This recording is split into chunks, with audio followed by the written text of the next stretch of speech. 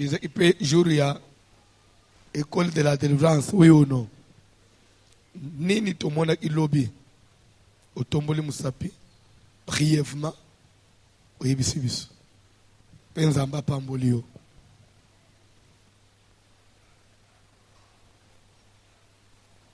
Toké maman.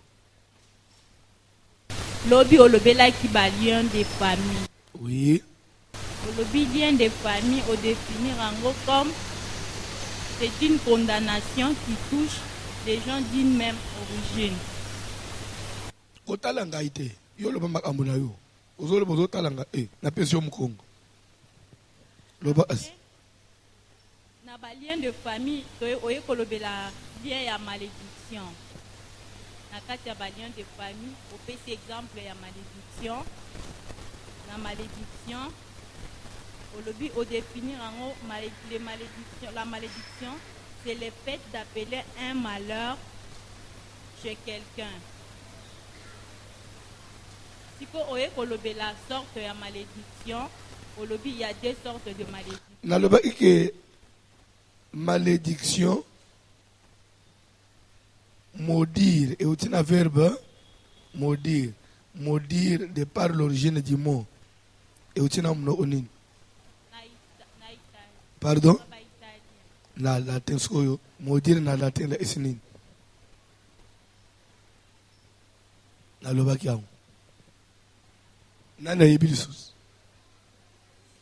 Pardon? Pardon?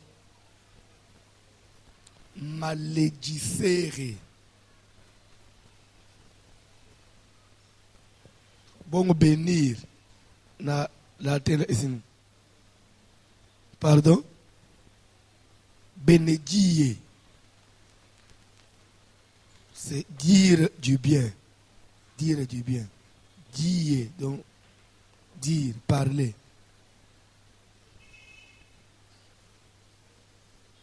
Amen. Tokei.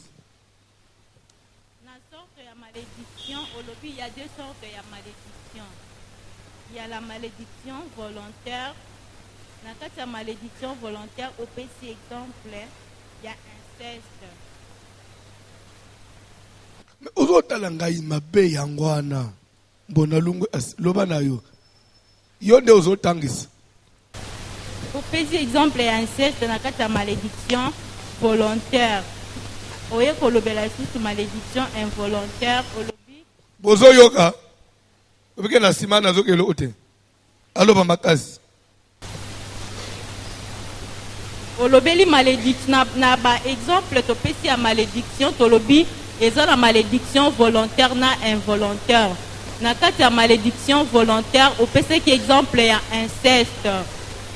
Na kati ya malédiction involontaire, malédiction volontaire au lobby, c'est l'exercice de ma propre volonté. Nde oye ko pesa exemple ya inceste. Oye ko lobe la malédiction involontaire, eza malédiction indirecte, tokoki kozango na nzela ya ba parents, na koki ko héritango na sima ya parents to na sima ya ancêtre moko.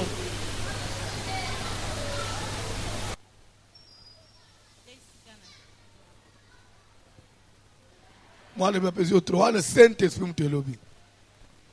Le relais utina mwana muke nzambe penza. 3. Nana kozo 5 sur 10 atombola musape. Aloba. Ba frère bozo kisanga soni Toke maman. Lobby jeudi, on lobby là qui sur le sort de lien. Comme définition, on fait ça qui sur le lien ami. Le lien de famille, on définira comme c'est une. Bozo yoka.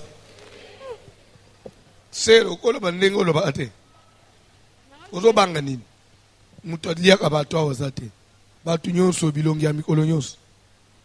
Lien de famille, et qui définit c'est une condamnation qui touche les gens d'une même origine. Comme exemple, il y a une malédiction, limitation d'âge, ainsi de suite. Et puis, Comme exemple, malédiction, limitation d'âge. Et puis, il y avait plusieurs exemples. Après, comme la malédiction, on peut faire une définition, il y a malédiction.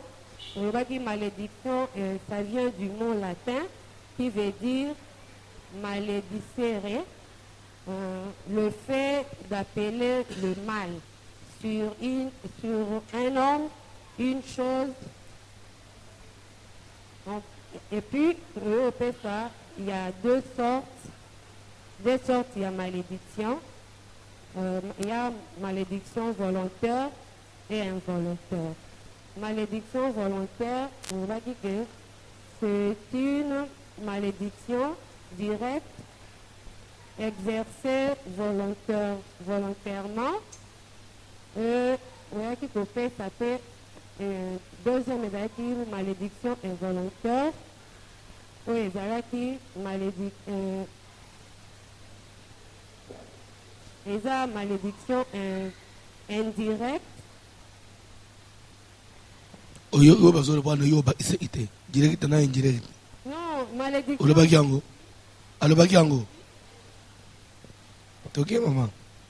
Malédiction indirecte, et ça, malédiction indirecte. Kaka.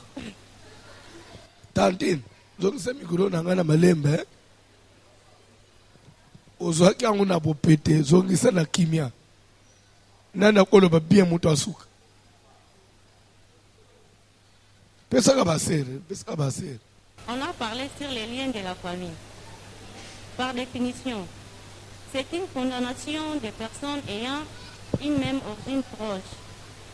On a essayé très moins une petite notée bien. Par les liens. Oui, c'est bon. Oh, oui, nanan. Muta telemeli. Loba. Les liens ont des sous-grands chapitres. Parce que dans la famille, il y a beaucoup de choses. Koloba, ça passe. Wana sere ya suka. Suka ko ite oké pa ba frère. Les loba sere ba décevoir nga. Le développement, c'est qu'il y a un point où il y a un lien de famille. Le lien de famille, c'est ça qu'on forme étant une condamnation qui concerne les gens d'une même santé. Pardon? Concernant les gens, si il y a un lien de famille, donc c'est une condamnation qui concerne les gens qui ont le même sang, qui veulent le même sang ou même ancien copé. Et le lien de famille, papa nous avait dit que ça a sous-points. Donc c'est une grande chapitre qui a des sous-points. Donc le premier sous-point qu'on avait commencé, c'était le malédiction. Donc papa a défini les malédictions que c'est une donc c'est le fait Zola micro frère. To lobela kisir les liens familiales et nakati na lien familial c'est un grand chapitre où tu peux ressortir beaucoup de sortes de liens familiales. To bande d'abord na premier lien familial, c'est le lien de la malédiction. Qui dit malédiction vient du mot maudire, verbe maudire, qui veut dire le fait d'appeler le mal ou de prononcer le mal sur soit une personne ou une chose. Amen. Appeler le mal, veut dire du mal, prononcer le mal sur quelqu'un ou soit sur une chose. Ici, malédiction. C'est le fait de maudire. Amen. Maudire, il veut dire appeler le mal, le malheur, soit sur dire du mal, soit prononcer le malheur, soit sur une personne ou soit sur quelque chose. Après tout le bagage, nous avons des sortes de malédictions. Nous avons la malédiction volontaire et la malédiction involontaire. La malédiction volontaire, nous pouvons dire la malédiction directe. de malédiction directe. Involontaire, nous pouvons dire indirect. Pourquoi nous disons direct? Parce que dans il y a l'exercice. Dans le but, malédiction volontaire. Malédiction volontaire est l'exercice de volonté. En français, bien quoi? Malédiction volontaire ou directe. Par là, nous voyons l'engagement de la volonté d'une personne. C'est-à-dire, il a exercé l'exercice de sa volonté. Ça veut dire quoi? Il a posé un acte. Et suite à cet acte posé, il va prononcer malédiction. Soit il a fait venir la malédiction sur lui. Un exemple. Rebecca azoloba mwana na ye Jacob. Na yoki papa na yo azoloba na yaya na yo lambela ngai mulimu na ngai pambula yo. Ngai nelingi benediction ane kende pa yaya na yo te. Kende na simanda zwa de ngombe boma yakana lambela papa no ndenga lingaka afin que son âme te bénisse avant sa mort. Yo asigoy. Jacob qui connaissait déjà enseignement et la malédiction, a répondre à maman Naban. Tu sais bien que mon frère est velu et moi je n'ai point de poils. Peut-être mon père me touchera-t-il et je ferai venir sur moi la malédiction au lieu de la bénédiction.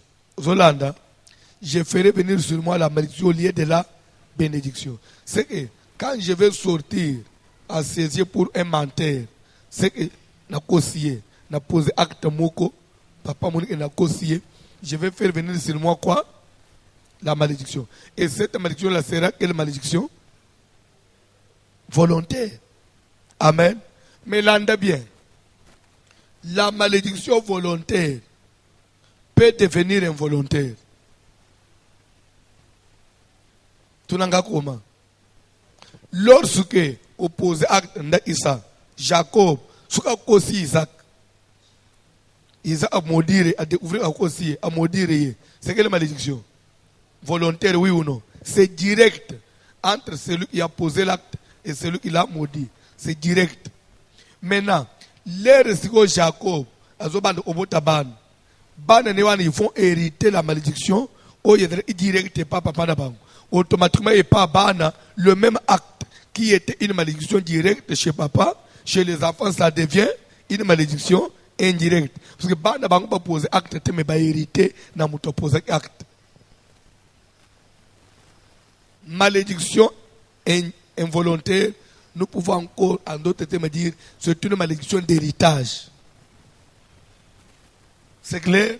C'est une malédiction que j'ai héritée. Tandis que dans volontaire, j'ai agi directement. Involontaire, c'est une transmission. C'est clair? Tu sais qu'on a la place où on a. Net n'est pas là. Ce qui est là, c'est famille. Et c'est involontaire. Kola pambula mutumo. Tant Noé, Amélie Masang, à langue, à se déshabiller.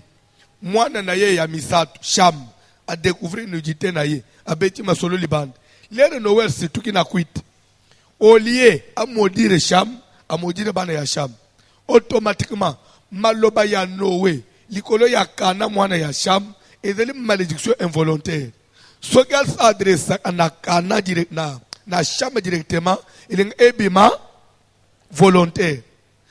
Volontaire, c'est lorsqu'on s'adresse directement chez le responsable ou le coupable.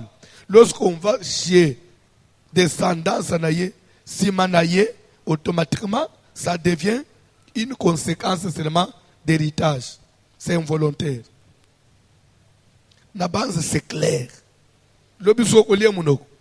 Volontaire, malédiction volontaire. Hey! Ukomina li ukumayo mutolo baka bien. Kola pambula mutumoko. Kola pambula mutumoko. Jusqu'à là, tout ça clair. Jusqu'à là, tu yokani. Na place où la question est attendue, on avance. Amen. Bon abawe bazokoma. Cause de malédiction. Cause de malédiction. Na pesa qui verset mo on a proverbe. Nana yebiang. C'était proverbe combien? Pardon? Où est le bel sur les causes de malédiction? Nasana flashek. C'est quel proverbe? Proverbe combien? 26 combien? C'est 26. Verset.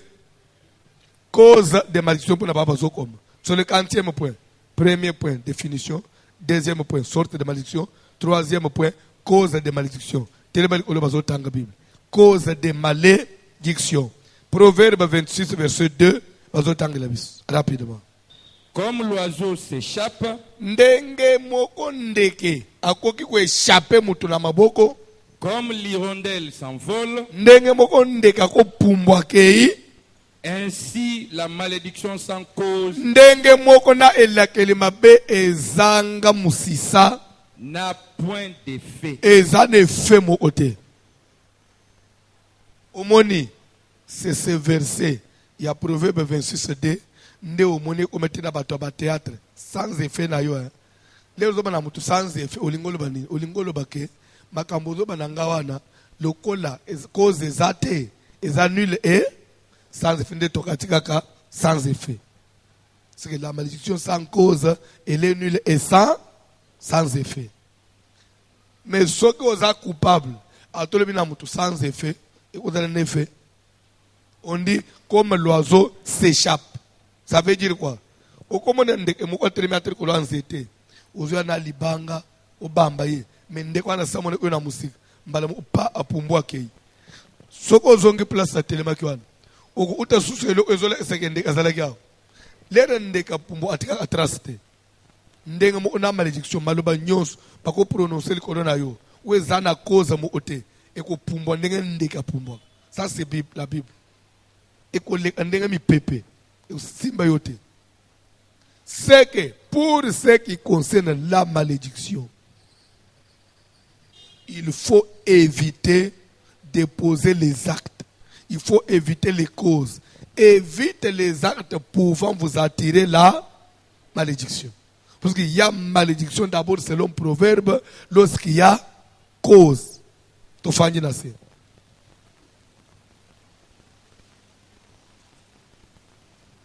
Wana tozali omoni Proverbe 26:2 tozozwa una première catégorie.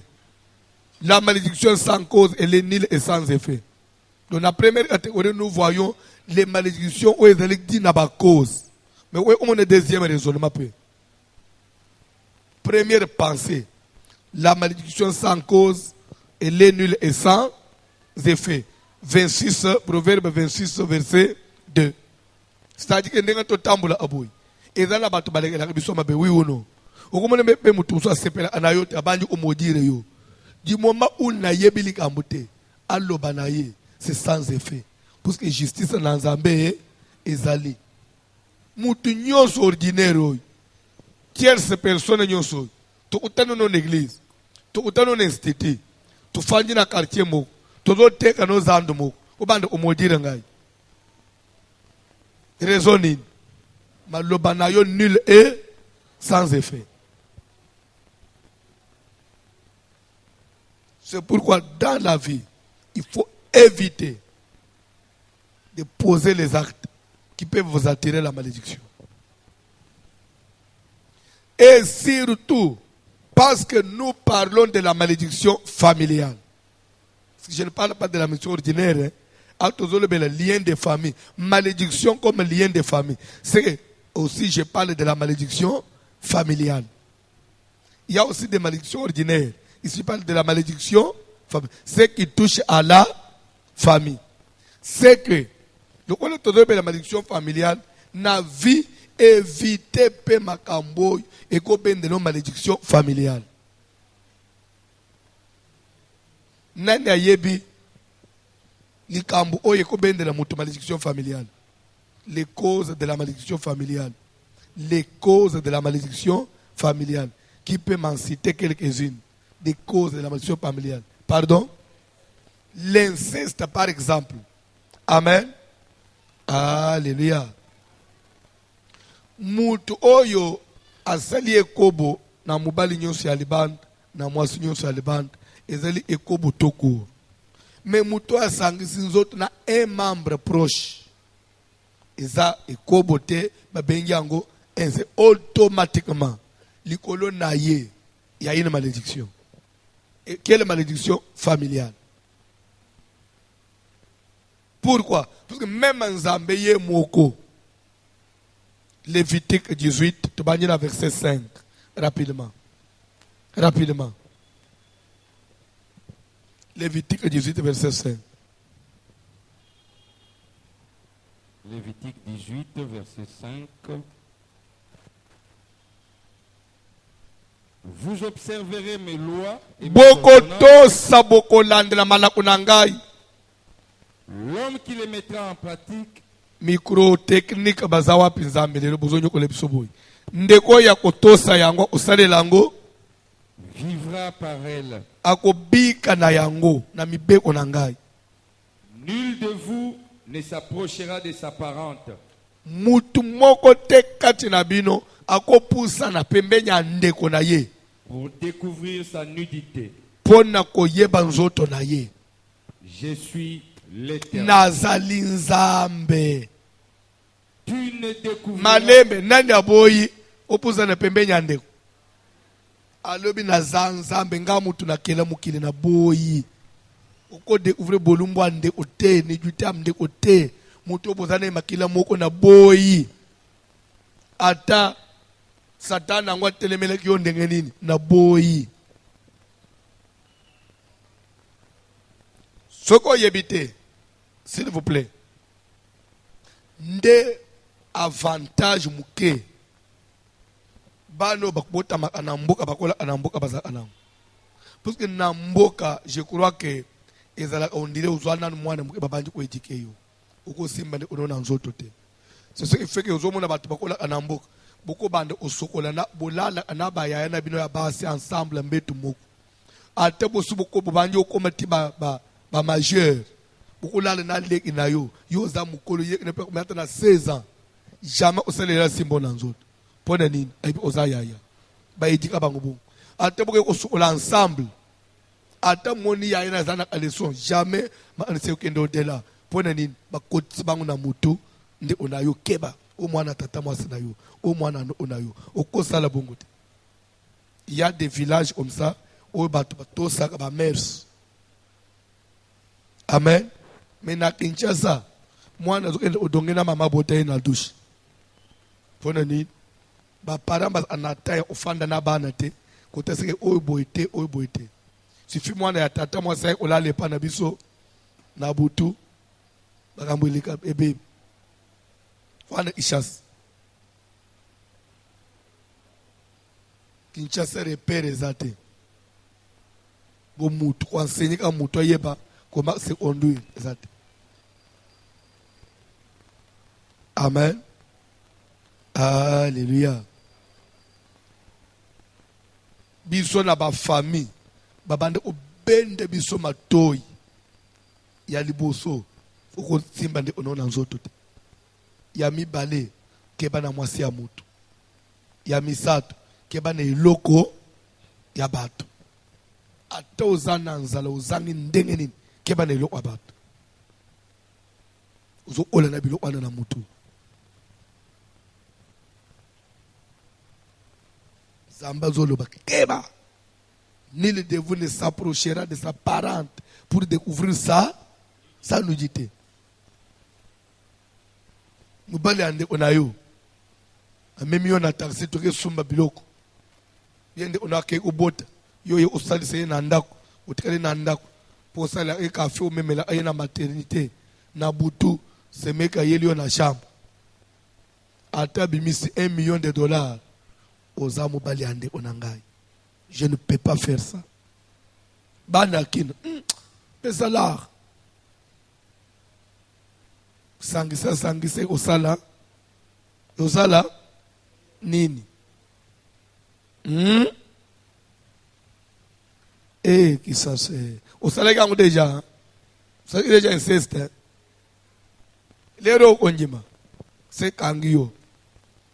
Maladie serré.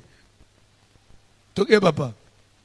So nzambe abandi ko enimere nande konini okosimba na nzoto te. Babandi ko tanga sote abandi toke. Tu ne découvriras point la nudité de ton père, Mwana ya mwasi okoyeba nzoto ya papa note. ni la nudité de ta mère. Mwana ya mobali okoyeba nzoto ya mama na ote. C'est ta mère. Aza mama bota yo. Tu ne Atana atokoti na séance occulte basengi yo yango kosala ngote. Toke. Tu ne découvriras point sa nudité. Okokoma wana te. Tu ne découvriras point la nudité de la femme de ton père. Ko comprendre. Sikoy oyebi pourquoi Ruben na Genèse 49. Yezo amaligisho pona nini? Pardon? Genèse 35. Je crois verset 22 si j'ai bonne mémoire. Vérifie un peu. Genèse 35 22. C'est ça? Oui. Pendant qu'Israël habitait cette contrée, pendant que Jacob a fondé un village wana, Ruben alla coucher avec Bila, concubine de son père. Ruben akei kukushe na makangu ya papa na bangu Bila. Mwasi wana ata mwasi papa balate.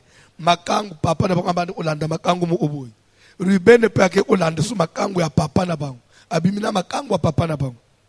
La Bible, hein? Tokei. Et Israël l'a pris. Pe papa na bango aye koyeba likambo wana.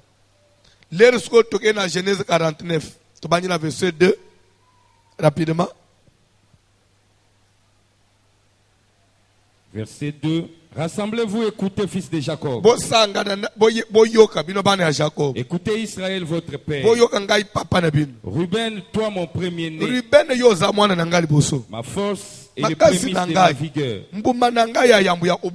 Supérieur en dignité et supérieur en puissance. Un petit comme le jour, tu n'auras pas la prééminence.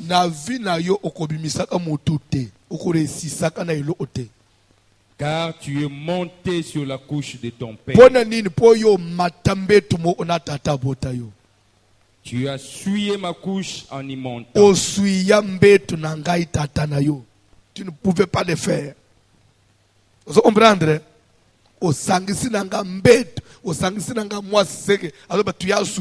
C'est une souillure. Kobimana mubali ya mama na binu, makangwa mama na binu, c'est une souillure. C'est une malédiction. Et abimana semeke. Et kangio. Oh, pourquoi me malili bo ndengeni? Oso souillé déjà. Ayete oye nazo mona yo. Azoba ayete. Lero ya inabiro na websanga ngolo ba ite zo wangana. Papa tozo ngina Lévitique. Tu ne découvriras point la nudité de ta sœur, fille de ton père, azala mwana tata na yo, c'est-à-dire demi-sœur. Soit mwana ya mama bozaba papa mu ote, soit mwana ya papa bozaba mama mu ote. Non. Né dans la maison ou né hors de la maison. Ata abota mananda ou soit papa ni mna bota ye na libanda. Vous comprenez? Vous ouvrez que papa ni mna bota mwana mu na bumbu. Na mwasi buka makango. Siko yope oke okushe na mwana wa papa na bino mwasi na makango wana. Bible to ba tabongo. Uzaka mudi. C'est pourquoi mwana mwasi nyonso, mwana mobali nyonso, lero zo kola, ozo tambula. Il faut yeba village na yo, ou yeba historique ya village na yo. Pona nini? Mobali nyonso azo déranger même na nzela. Faut tuna ye. Oza ekolo nini? Ono na mutu abandona. Ngaponga pena za mutu abandona. Bandunda za village nini? Ono naza mumbala. Ngapena za mumbala. Oza mumbala ya village ozo mona. Ono naza mumbala na mai ndombe te mengape naza mutu ya te wana bali okoma serie village nini o village Kingwangala. Oh, mengapenda mtu wa Kingwangala. Koko na bino kombo o jamuyo. Te ngano to abandiko. Ngana yo tuza c'est fini. Te bana ishasa uza economy. Na Mswahili. Mswahili wapi? Na ipakabilo wana te. Ipakabilo wana te. Mama ibise to abaswahili. Ya est. Ya est. Nebe ato abaswahili ya est. Mais est za munene mama. So mobali yangu pe aye, bo yo pe mbalo za ya est. Ça va ande onanga musaba to bala na bisokasi. Bo bangina ko vivre na université. Mazaku aza demi frère na yo. Aza kuzena yo. So olande. Eloko wana. Oyeba, boyeba na bode yeba na tel. Di momaka bo bandi ko vivre. Bo za déjà maudit. Satana miluma be au téléphone. Ate de ouvrir te. Vino ozana akobeba. Okokende pe ya tabuka bwani yo okay oye l'église umona kama kambo simba kate okoyeba teke na kokola na yo sangisa nzoto na koleka mu ya université nzo ande na ndenga ma ilaboza abandiko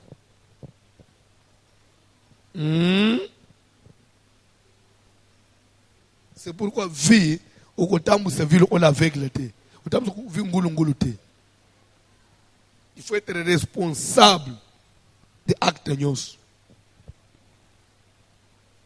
Kopoza acte na se akuiti ya masanga te. C'est pour la Bible zoba ne vous enivrez pas de vin, c'est de la débauche. Mutu amela amasanga, azalu olandumba za zoba, azamu so inno we amela amasanga te. Alinga lungu le bilamba nete. Bane balinga bazala modite. So oza ser en Christ, frère omela amasanga, frère omela amasanga, ozamu paganu moko au carré. Atozo talanga. So fandwan oza paye moko kole anaba musulman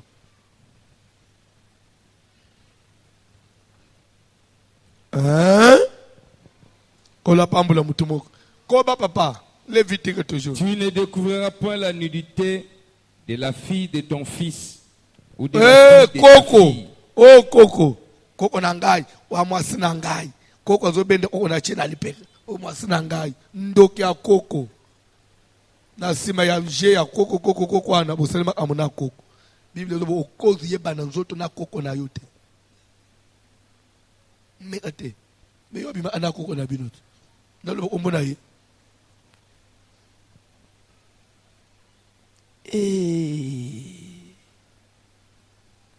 koko zo simbo na mabele zo seka eza inceste waza koko apeso bizo waza koko Mama pazo tala kele pa koko na yo. Soki okamati koko ubongole na français ebi ma koko te. Grand-parent, ça veut dire muboti ya munene. Ça même plus que so oyebite koko na Bible na Timothée. Azo chakoko na raya ba parents. So tana 1 Timothée chapitre 5. Muna koko na parents nzamba zo ko se bango baza ba parents.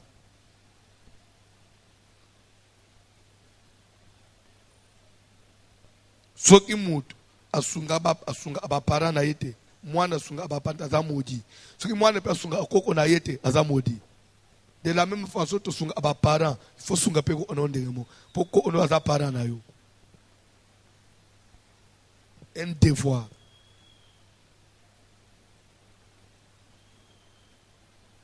Hein?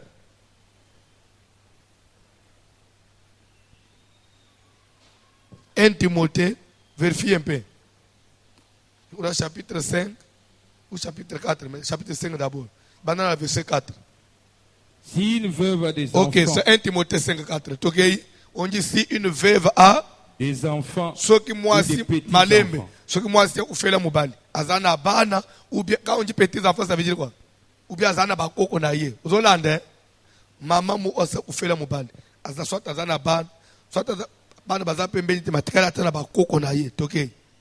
Qu'ils apprennent avant tout à exercer la piété envers leur qui doivent apprendre avant tout les enfants ou les petits enfants de la veuve. Ils doivent apprendre avant tout les petits enfants d'une veuve à exercer la piété. Ça veut dire quoi? À prendre soin. Tanga Bible. Et à rendre à leurs parents ce qu'ils ont reçu.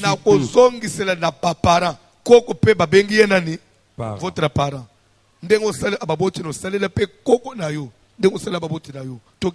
Car cela est agréable à Dieu.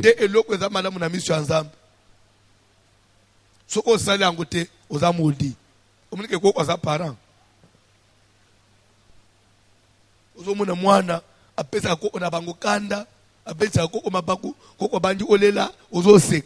Ozo malédiction. Oh, azana e koko. Et la coutume est la Bible. De la même façon que vous respectez vos parents, respectez vos grands-parents. Hein? Yo, on a mis mabaku, oui ou non? Eh, malédiction. Tout ça n'a pas cause, hein?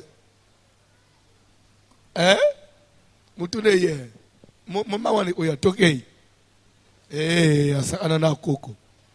Abetana okombatana litam. Tu ne découvriras point la nudité de la fille, de la femme de ton père. Oyoki, de la fille, de la femme de ton père. Tobenga on a cousine. Je crois c'est aussi cousine, non? Ça veut dire quoi? Papa nabino abali mwasi. Mwasi wazo bala wan. Nzo anda ana asabota mwana moko avant papa ni mna bala ye. Hein? So yo mwana mobali oyo ke olingana so na mwana oyo ya mwasi papa nabino ye oling. Mwana wana mwasi wana bota avant ayebana na papa nabino. So yo ke osale relation na fille wan. La fille de la femme papa nabino ye oling. Ozo comprendre? Ozo ba tozana bande kote ya zana mungala. Mais sauf que papa n'a biso na bala ki mama na ba. Mais ye mwana na amungala. Ala mtaba mpo salini. Asana wewe ute yaga. Yaga. Tuna Lévitique 18 alobela yo. Eh. Malédiction. Au moment où ma vie a ba Genèse obeb. Comprendre te Congo makambo simba te tuna Lévitique. Oui, c'est pourquoi il y a eu ce symbate. Toké. Tu ne découvriras point la nudité de la sœur de ton père. Tante. C'est la proche parente de ton père. Bazol boko sala jeté na tata mwasi na yo. Ataza mwana muke. Oh, tata mwasi aleki. Tata mwasi aleki balobi azande ko ya pembenya tata na yo keba banga ye. Tanga bilo. Tu ne découvriras point la nudité de la sœur de ta mère. Car c'est la proche parente de ta mère. Maman leki mukwa yena ndako ya mwa leki na butu okotele na chambre. Azande kwa mama na binu. Ezane to simbi mama binu na nzoto. Toke. Tu ne découvriras point la nudité du frère de ton père. Oncle paternel. Toke. Tu ne t'approcheras point de sa femme, c'est ta tante. Ah bon? Moi si ya oncle na yo ata makangu ya papa leki na bino okupusa na pembeni na ite po akomi deja tata mwasi na yo di moma sangisa nzoto na papa leki na bino akomi tata mwasi na yo wana nyonso wana nde inceste omoni inceste c'est l'ensemble avec eux sur tanga wana toke. Tu ne découvriras point la nudité de ta belle-fille. Ah c'est bon? La femme de ton fils. Tu ne découvriras point sa nudité. Mwana na yo abimana mwana mwasi. Yosko papa yo olanda mwana mwasi wana. Ata deja mwasi abimana mwana yo bote. So te mwana ndi ona yo. So osala ngeza inceste. So yo ika mwana mwasi kata amema ata papa le inabin. Ko pusa na souplace wana te. Ko ma famille. Oh, frère, boko mi mama bo ndekeni. Na lemba deja opusa laki. Tu ne découvriras point la nudité de la femme de ton frère. C'est la nudité de ton frère. Vous comprenez? Moi, si ande onayo, nde onayo ton frère, abibana fiwan. Yo pe osalenine. Oke la nde même fille. Ezane to bimina nde onayo ya mwasi. Vous comprenez? Nde onayo sa sangsine makila. Yo ke no sangsine soma ila place wanati. Toi avancer. Tu ne découvriras point la nudité d'une femme et de sa fille. Eh, ole soso. Ole binamaki. Oko yeba mama te oyeba na mwana. Frère, olanji mama olanji na mwana.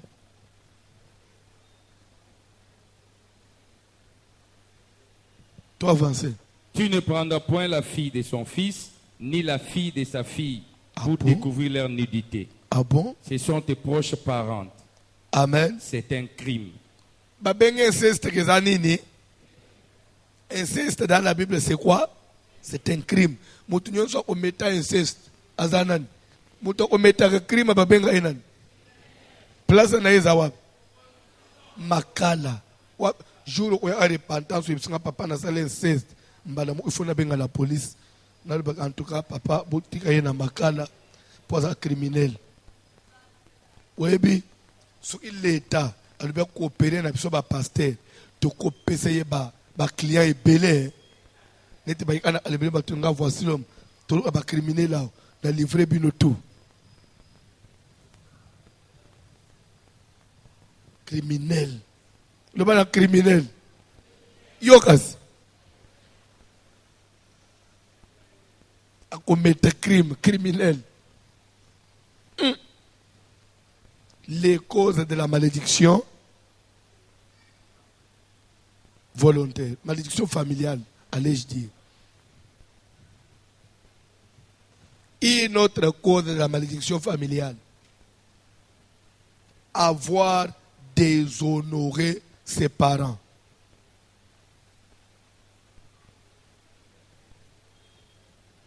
Toute personne qui n'a pas honoré ses parents, automatiquement, il a une malédiction familiale. Comment honorer les parents? Kozanga respect envers les parents. Enfants, obéissez à vos parents. Honore ton père et ta mère. C'est le premier commandement de Dieu avec promesse. Afin que tu sois heureux et que tu vives longtemps sur la terre. Tout enfant qui n'obéit pas à ses parents, automatiquement, il a perdu la promesse. Quelle promesse? N'est pas être heureux et ne pas vivre longtemps. Ça veut dire quoi en conclusion? Il est maudit. Surtout, yo, auto, ça va boti na yo, ça kukola na respect. Les babane utindo misal. Oui, mais les babane utindo mama yo pozo beta makolo na usko batindi yo. Na ogende na ngai te. O le kisika ngai. Otinda ka susi te ka ngai. Ngape na baye.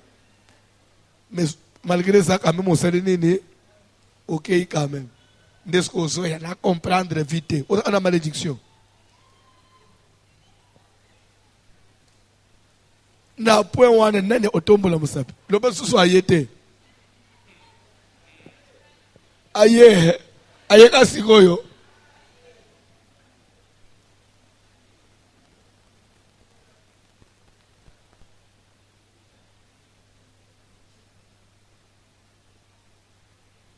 Naba ise élément mususu. Mwana mubali nyonso ayebele basi nanda wa baparents. Mwana mwasi nyonso ayeba mibali nanda wa baparents va bal azana malédiction.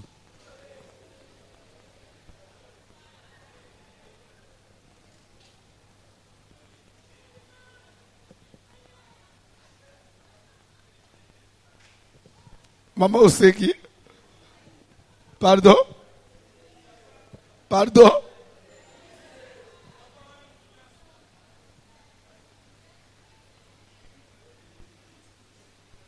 Soki oyebite, les Arabes, les vrais Arabes et les Juifs, n'aba yuda ou yaba Juif, ban en Israël, mwana mobali, il faut bal avant ya oyeba mwasi. C'est ce qui fait que Tilelo, Bayuda Babali Sakabana na Bangwa Basi na 13 ans. Tilelo, 12 ans. Bana ya Mibali ya Bayuda, Babali ati 17 ans. Babali liye mwasi. Pone nini? Ba evita, aye babasi nanda ula ya bapara. Et kote abe malédiction nanda wa bapara. Bayuda Tilelo, Babali sa aba mineur. So oyebite.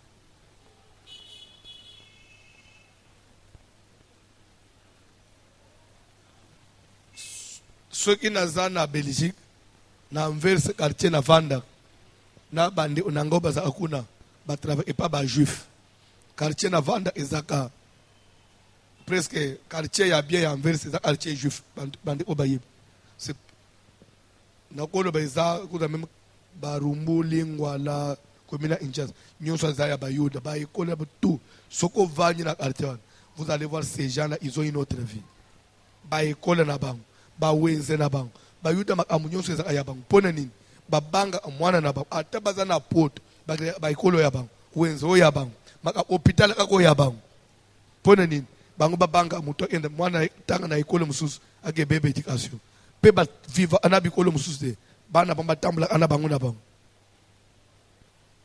pona nini baselela a bible biso to ya na bible lokola bapaya tolinga o meto salela ngo te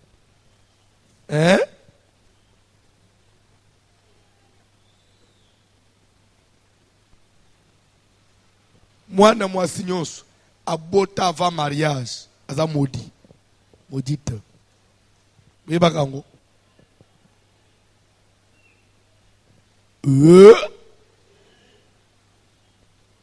naka moi Jephté na Yohan on a combien de Jephté des trophées gagnant en désordre on a tout boire des trophées non ya permis o gagner in a désordre le beti raté na ordre mbele o leli na désordre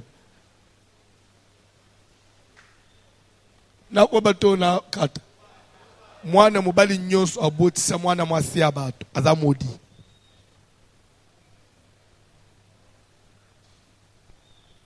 cause de malédiction ma frère et belle vie zo simbate obotisa mwana mwasi ya bato baby sele vie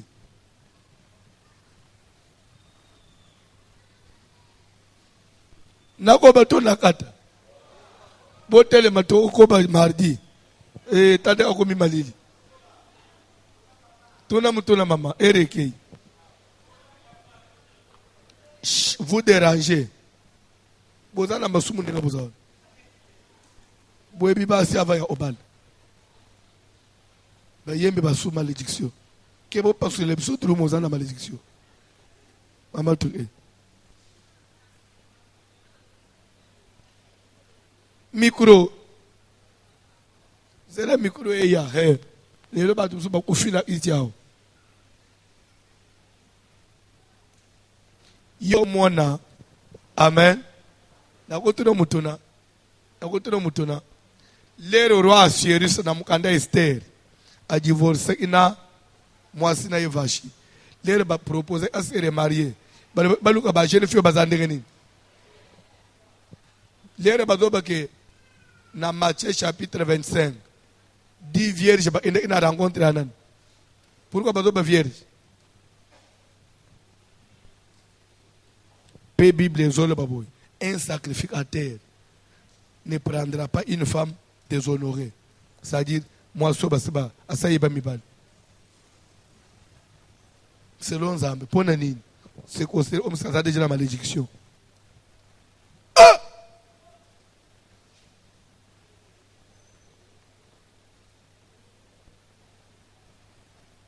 Feu! Maman, vous voyez répondre le feu. Maman!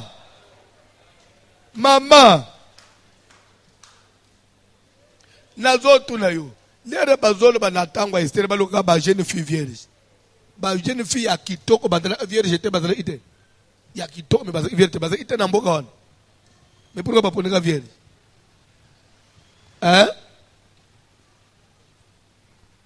mama tuna mutuna merci papa nangaki na tuna mutuna nangezalaki pona ko ndengo lobi ba o bana o ba prendra ba parole na bango en charge te bazana malédiction mais ya munene malédiction na majuscule mais oui papa mais question nangezali supposa ko s'occuper na parents na yo en 100% mais parents no azo reconnaître je n'ai pas besoin qu'il soit reconnaissant. Non, dans quel sens, papa? Toi, tu fais ton devoir, mais le parent ignore cela. C'est ce que j'ai dit. Tu n'as pas besoin qu'il le reconnaisse. Mais papa, elle continue à dire non. Mais est-ce que vous me comprenez? Est-ce que vous me comprenez? N'est-ce pas même vous les femmes?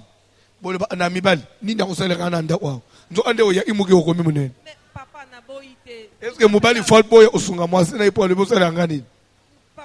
Le monde est ingrat. Ingratitude. Yo okoko bakaka kosala. Lezo bosala ngani, osala su ya munene. Lero yena OFC mama yonje ma ate desipere yangoy. Après ko le bana sa onini yango. Lero ana omona seke na le baka pona ko le bamwana na ngai nzamba pambuloka. 3 jours après, ni na ngosela ngai. So ina zuipe moyen na ili so sa asemul na bambeli na se. Ko sunga ba parents nzamba lobite esunga ba parents po basengi yono. Sunga ba parents po bazaba bola no. Papa na watazana ba milliards. Tu lui donnes parce que tu dois être béni. L'air Isaac azo senge sao lambelanga musuni. Isaac azakina ferme te. Tala bangombe bele. Mekende uluka na zambo lambelanga. Basunga apara po azamu bola te. Mais basunga apara pour ce qu'il faut pas mbula yo. Et je vais vous dire une chose. Quand vous donnez aux pasteurs, est-ce que les pasteurs sont toujours pauvres? Mais vous leur donnez pourquoi? Ils doivent nous bénir. C'est le canal de bénédiction. Pardon? Tu lui donnes, lui te maudit, ça ne passera pas. Cette malédiction ne passera pas. Parce qu'elle est déjà bloquée par les biens que vous faites. Et vous les êtes, et ça sans effet. À ta zone, là, Dieu est juste.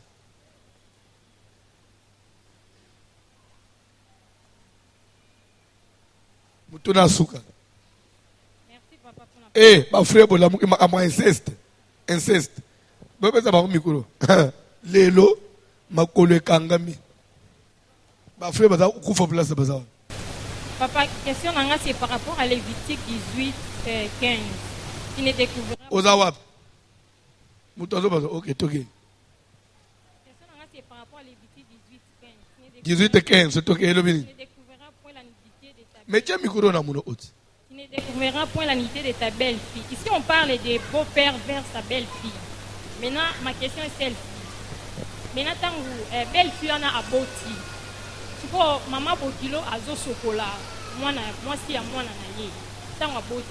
Mais ça, là, c'est maman botilo, maman est moto. Et ça, il y a ceci. Bozolanda. L'air bazolo ba aw. Plus soko keina des tests originaux, tu ne découvriras pas. Dans d'autres versions, tu ne t'approcheras pas. Découvrir les zaka kotalate, mais ils ont cadre ya acte.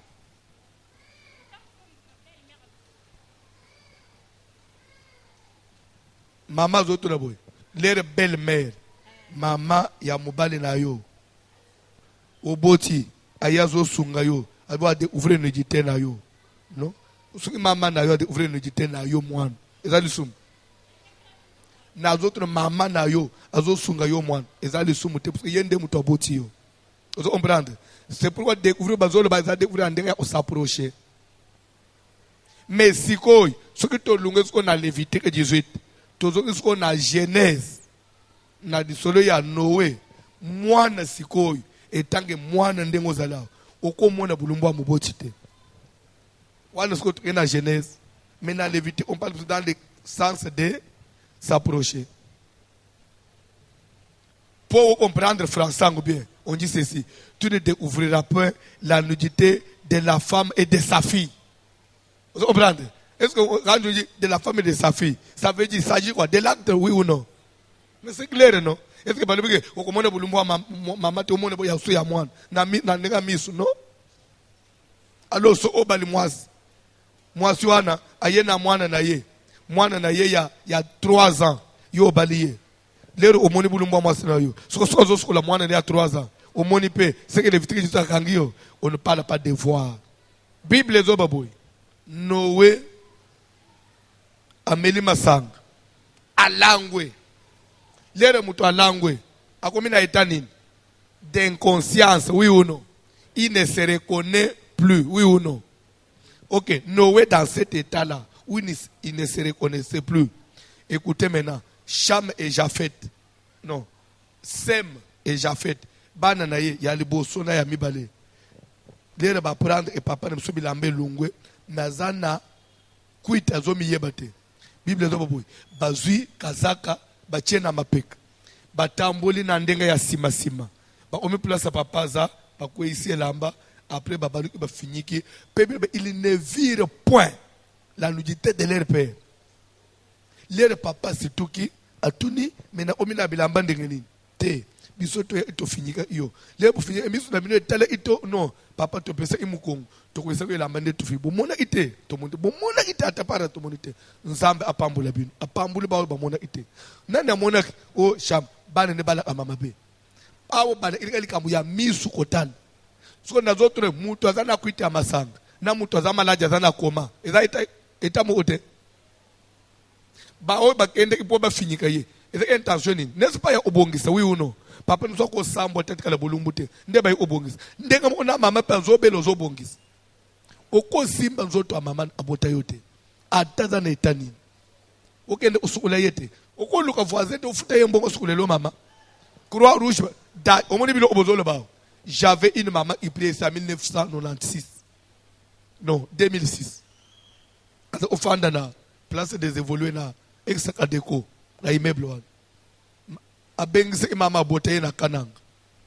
Le maman ye, maman kweli maladi nanda unaye, a koti koma. Bazaka bangumi bale, bande onyo suna poto. E rwana nazo pelisa mateyo na erite yae, tangwan. Maman benginga. Voiture maman kweli koma na usalanini.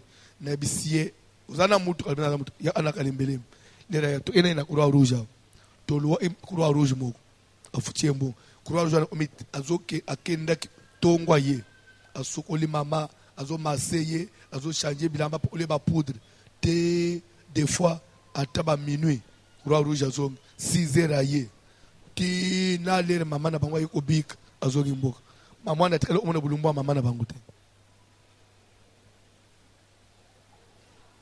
Mais pourquoi au mona, pourquoi basala homme de veillard, homme de veillard. Pourquoi au mona même na poto, mutu musu bazo soye, asoki pa na ba mama mikolo. C'est un ban maman na bangwaza suna itaya iko sante, engagé mutu asoki pa na ye. Oh, Bible no baboy. Oko mona bulumba mutu abota yo te, pourquoi ça mutu abota yo. Tika pene bise benini chose. Na Genèse chapitre 1er, chapitre 2, chapitre 3. Plus le chapitre 3, Adam et Ève, balembuma. Les balembuma se découvrir que bazalaki nu, oui ou non? Bazaka mwasina mubali, mwana zate, voisin zate. Les babimoni bazabolumbu, bazui makasa basaleni. Bango balate makasa pona kubanga nani. Kubanga présence ensemble. Les unzamba zoye, akute bisonu. Bazui bilamba, makasa mifini quand même pona respect ensemble. Les zamba pour mifini ki onini. Tozani leto ozo yande to isoni nane bisibino ke bozani parce que mikolo nyonso na yakao bozaka ni bulumbu na bino ngamu tunakelango bozo bangila ngandeni nzamba zwi nyama alunguli banga ba makasi azwi nyama azwi poso akawisi azana ba sentir ala chibangwa kangina ba sentir après abenga ni bango mais pourquoi avant nzamba benga na fala chabanga ba poso pa benga ni bango po yeba ke kote bazokende bakokende obota. Les bannes na bango bazo botama bakuta bango nite moi sina mobali est-ce qu'il fallait nzamba taba moi sina mbali babomba na kanijite be bazaka ka de mutu so ana mukili nzamba zo tsila bango nini ala tsipona bango mi balete pona bano bazoya bana ba uta papa nite ba mona bulumbu papa te ba mona bulumbu mama te mais yo mona ate yo place of vanjwa no mona atala ngali susu lere ba mama lere mama linga omojire mwana alaba anini osakani nangai na ola eso place obimela une fois zomo na place obimela c'est une malédiction. Pasteur papa yo asikoi azotra ka bon tozonge pa ba mindela ba mindela bazande ngamo nayo ba mindela basambela ate ba dapena malédiction oui ba malédiction banani yo aba ti okoyebisa ngai pe bando ibalia ka bato so est-ce que za mabe mais awa nazote ya évangile ya bawara te, ya bamindele te, ya bangala te, ya baluba te, na des paroles du Seigneur. Papa. Il est temps. Balubi, il est temps. Il est temps. Jésus Christ. Papa, ça a commenté. Va opérer. Après opération, parce que Moutoumoko Akala, va bien pas docteur. Docteur, papa n'est pas opéré. Oui. Yo pe okocho le bitombo le bilamba la tan. Est-ce que kota papa na bino ba si opération à yaka omona. Na mwana, mais il faut vérifier omona. Docteur a insisté à omona. Docteur a un occultiste. Avec olinga même son malédiction. Et na kota kipe. Okota kipe. Na kota ki. Otalipe. Oui. Si les solo oui, après opération. Tu as besoin de la délivrance. Merci. Tu as besoin de la délivrance. Merci, pasteur. Tu es sous malédiction. Je vous jure, tu es sous malédiction. Tu as besoin de la délivrance. Conscient. Justement. Au nom de Jésus. Feu.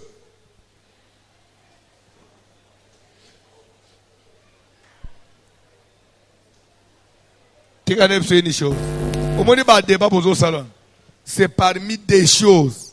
Obisoto botama tokolati tokomana ajoy to betama bakwana te nzamba sala biso grâce tole ana mabakwana te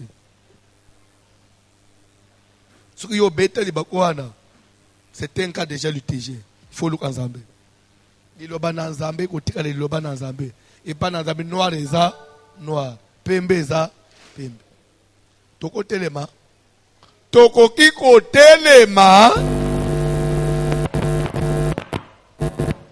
Yo alituko kuchanger mugiliawa. O changer mugiliawa. O silik. O se justifier. Atanga ina comprendre, Satan comprendre. Yoka na sala débat na ba pasteur. Ba pasteur ba yelanga talebele.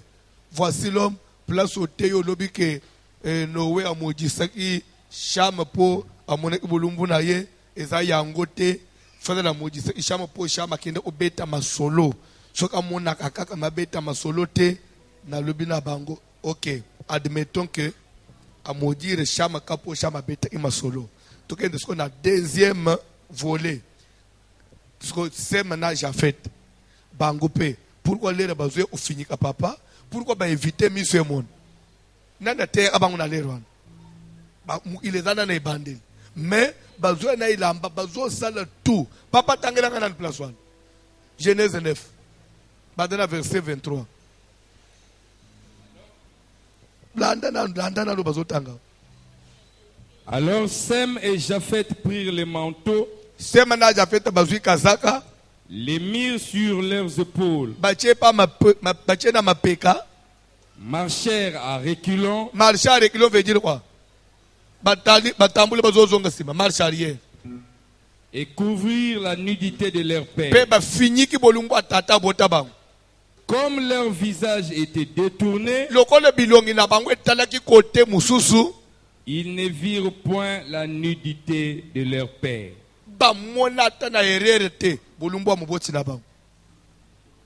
Sur Bible, la Bible pour un sentiment. Bazo préciser que bilongi na bangwe monata na erreur.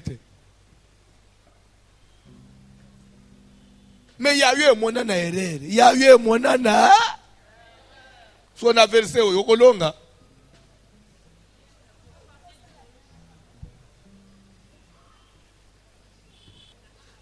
Bino na mboka bande uskola na ba mama. Mboka ya mabe. Omoni mboka wale yakene uche moto. Sodome et Gomorrhe. Ce qu'on a bilo onyoso. Ce qui battait yangote.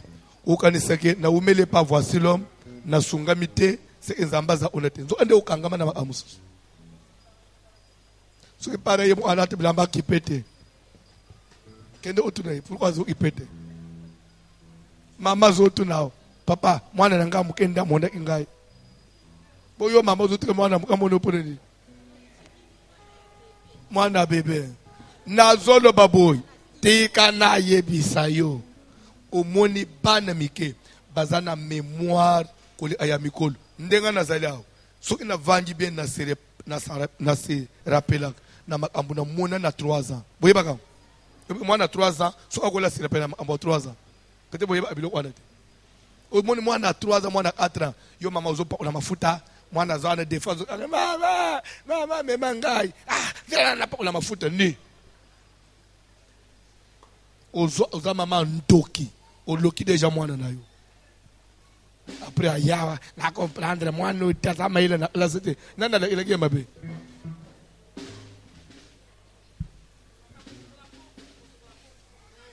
mais koko tochi kotangisa koko za parent tu ne peux pas aza parent na yo ate koko na yo akufi ba lobo bino ba obukende usukola ye yebisa ba bozolo kabiso aza papa aza mama na biso ndenga bote bino pe bote biso na komona nzoto la ete bino bozo salela coutume bozo kundela loba na Nzambe